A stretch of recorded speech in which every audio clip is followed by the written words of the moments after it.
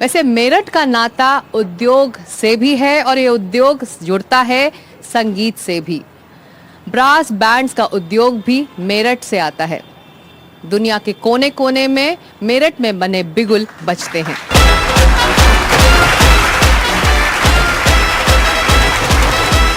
अब नजर चुनावों पर, क्योंकि बात हो रही है राजनीति की, तो यहाँ के जो चुनावी समीकरण है उस पर भी नजर डाल लेते हैं। पश्चिमी उत्तर प्रदेश में 27 लोकसभा सीटें हैं और मेरठ भी उनमें से एक है।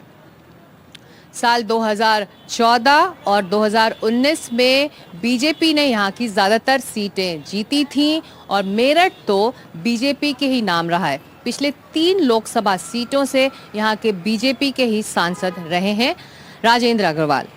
इस बार राजेंद्र अग्रवाल का टिकट काट दिया गया है और बीजेपी ने एक ऐसा प्रत्याशी उतारा है जो मेरठ में काफ़ी धूम मचा रहा है।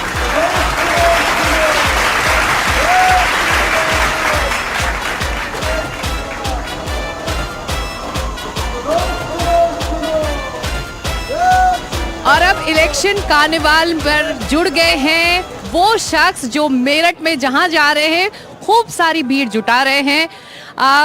अरुण गोविल, स्वागत है आपका एनडीटीवी के इलेक्शन कार्निवल में। धन्यवाद।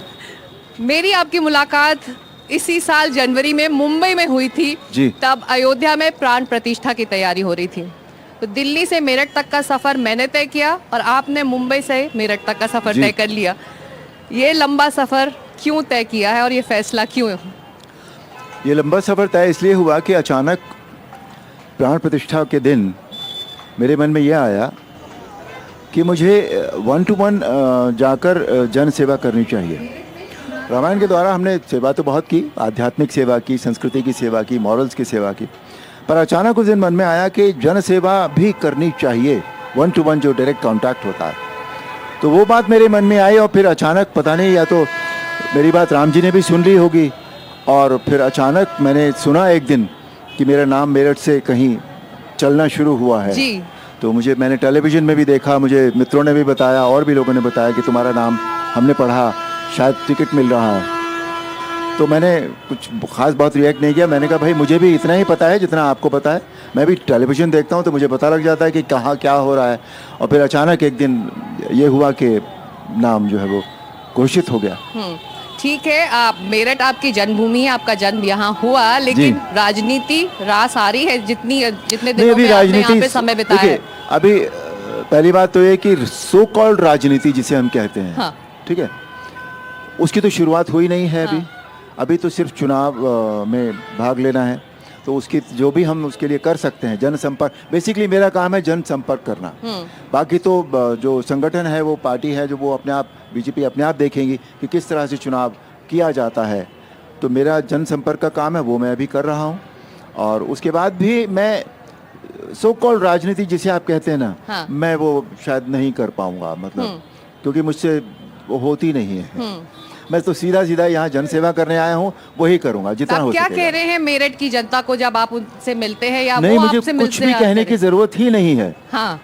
मतलब आज जैसे पूरे गांव में हम लोगों ने, कितने गांव में हमने वो एक रोड शो जैसा किया, हम लोग गए, मुझे कुछ कहने की ज़रूरत नहीं पड़ती। मैं सिर्फ उनको अभिवादन कर देता हूँ और बाकी का काम वो अपने आप कर देती हैं।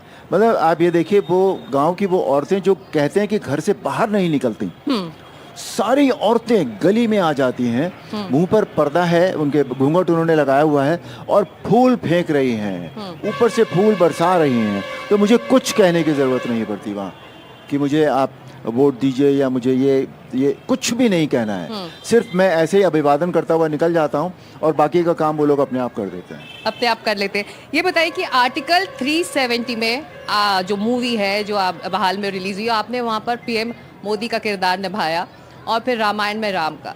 तो ये जो रियल लाइफ किरदार होते हैं, असल ज़िंदगी में जब आप इस तरह के मैदान में या अखाड़े में उतरते हैं तो उसका फ़ायदा मिलता है? उसका फ़ायदा वो मुझे नहीं पता कि लोग कितना उसका फ़ायदा करते हैं, लेकिन मतलब श्री राम के जो चरित्र करने से ऑफ कोर्स मुझे जो पहचान मिली, एक वो पहचान लोगों के रिएक्शन में आती है, क्योंकि मुझे देखते ही जय श्री राम के का उद्घोष होने लगता है, तो वो पहचान तो है। और पहचान अपने आप में बहुत बड़ा फ़ायदा होती है। डायरेक्ट फ़ायदा और किसी तरह का ना हो, पर पहचान का तो फ़ायदा होता है। और जहाँ तक 370 का प्रश्न है, उसका मुझे अंदाज़ा नहीं है, बिकॉज जय श्री राम ओवरटेक्स एवरीथिंग। आप कह रहे कि जो रामायण ने आपको पहचान दी उसका फायदा इस बार मिल सकता है इन चुनावों में? नहीं, मैंने बताया जैसे मुझे पहचान तो मिल गई ना उससे, तो अब लोगों का चुनावी जो फायदा जिसमें हार जीत का चुनावी फैसला फायदा होता है। मुझे लगता है होगा, ज़रूर होगा। हाँ। क्योंकि जो रिएक्शन मैं देख रहा हूँ सबका, पहले भी इस पहचान से मुझे प्यार, स्नेह, सम्मान मिलता रहा है, लेकिन अब यहाँ जब मैं जनसंपर्क कर रहा हूँ तो वो प्यार, स्नेह, सम्मान बढ़ गया है पहले से, ये जानते हुए भी कि मैं चुनाव में हूँ। इसका अर्थ ये है कि they have accepted me and they are ready to give सहयोग टू मी, यू नो, जी दैट बिल्कुल, काइंड ऑफ बिल्कुल। थिंग। पौराणिक कथाओं में भी मेरठ का जिक्र है। जी। जब रामायण में इसका मेरठ का जिक्र आता है तो ये रावण का ससुराल है, मंदोदरी का घर है। इसकी जानकारी है आपको? हाँ, मुझे जानकारी है, क्योंकि मेरठ का नाम जैसा हमें मालूम था पहले महाराष्ट्र था। जी। तो मैं जो थे वो मंदोदरी के पिता थे, मैं राक्षस, तो उस नाते रावण के ससुराल हुई। हाँ। तो राम उतरे हैं रावण के ससुराल में, चुनावी मैदान में, उस द्वंद में। नहीं, उतरना तो नहीं पता मुझे, पर मैं आया जरूर आया हूँ। हूँ, चलिए। पर अरुण जी, 1988 में आप इलाहाबाद भी गए थे। एक तरह से वहाँ भी आपका एक डेब्यू हुआ था, राजनीतिक डेब्यू। आपने कैंपेन किया था एक कैंडिडेट के लिए, कांग्रेस के कैंडिडेट के लिए, लेकिन उसके बाद आपने पॉलिटिक्स परस्यू नहीं की। बाय चॉइस था या फिर मौके नहीं मिले या फिर आप बहुत बिजी थे, हुआ क्या था उसके बाद? नहीं, पॉलिटिक्स मेरा फेवरेट सब्जेक्ट कभी रहा नहीं। मुझे बहुत बार ऑफर्स हुए, हाँ। पर मेरा मन नहीं था कभी भी राजनीति करने का। पर अचानक, जैसे मैंने बताया कि रामलला की प्राण प्रतिष्ठा होने के बाद मेरे मन में आया कि जन सेवा करनी चाहिए, और जन सेवा करने के लिए ये एक अच्छा मौका मुझे मिला कि मेरा नाम यहाँ से दिया गया। और क्योंकि मेरी ये जन्मभूमि थी, तो इसलिए ये मुझे और भी, कहते हैं ना 1+1=2 हो गया, तो वैसा ही कुछ हुआ है यहाँ पर लगता नहीं कि आप कह रहे हैं कि कभी ये चॉइस नहीं था, बाय चॉइस आपने इसको ऑप्ट नहीं किया था, लेकिन आप जब उतरे हैं या फिर जुड़े हैं इस रास्ते से, तो मुश्किल होगी, उसका भी एहसास है, चुनौतियां भी बहुत होंगी। चुनौतियां जिंदगी में नहीं होती क्या? होती हैं, हर प्रोफेशन में होती हैं, है ना। मेरे लिए ये एक प्रोफेशन नहीं है, मैं इसे प्रोफेशन मानकर नहीं चल रहा हूँ। I will not never be a career professional, career politician at all. I am very clear about it कि मैं यहाँ जन सेवा करने आया हूँ और मैं वही करूँगा। और एक आखिरी सवाल, क्यों वोट दे मेरठ की जनता आपको? मुझे मेरठ की जनता क्यों वोट नहीं दे, ये आप बताइए। चलिए, यहाँ की जनता मौजूद है, हम इनसे भी पूछेंगे। मैं आपसे पूछना चाहता हूँ, बताइए, आप मुझे वोट देंगे? मैं इनके पास जाती हूँ। वोट देंगे? वोट देंगे? हम गोविंद जी को इसलिए वोट देंगे क्योंकि ये मोदी जी का सपोर्ट है।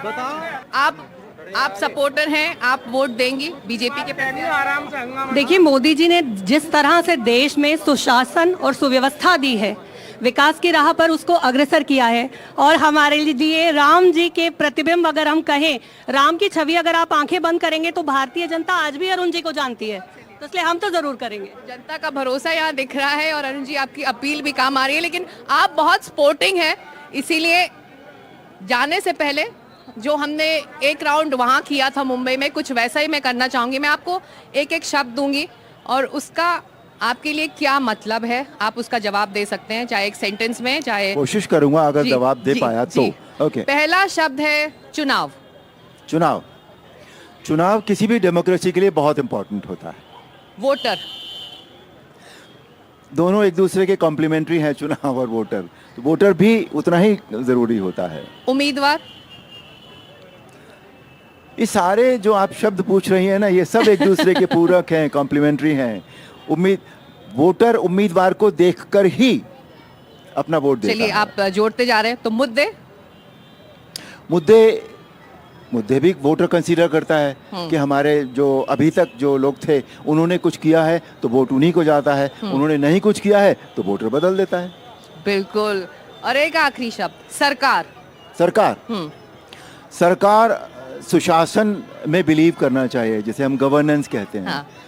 और उसे सबका दुख दर्द, सिर्फ मतलब जो हम पूरे देश में जो भी लोग होते हैं, जहाँ भी होते हैं, उनका दुख दर्द जो है वो उनको सरकार को पता होना चाहिए, उनकी समस्याएं पता होनी चाहिए, और उसके लिए सरकार ही कुछ कर सकती है, बिकॉज शुरुआत वहीं से होती है, तभी वो सब नीचे तक आता है।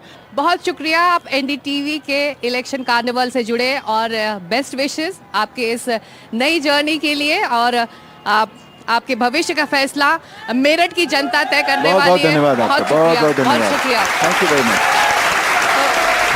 इलेक्शन कार्निवल में वक्त एक छोटे से ब्रेक का है, हम इस ब्रेक के बाद लौट रहे हैं, कहीं मत जाइए, सीधे जुड़िए हमारे साथ इलेक्शन कार्निवल मेरठ से।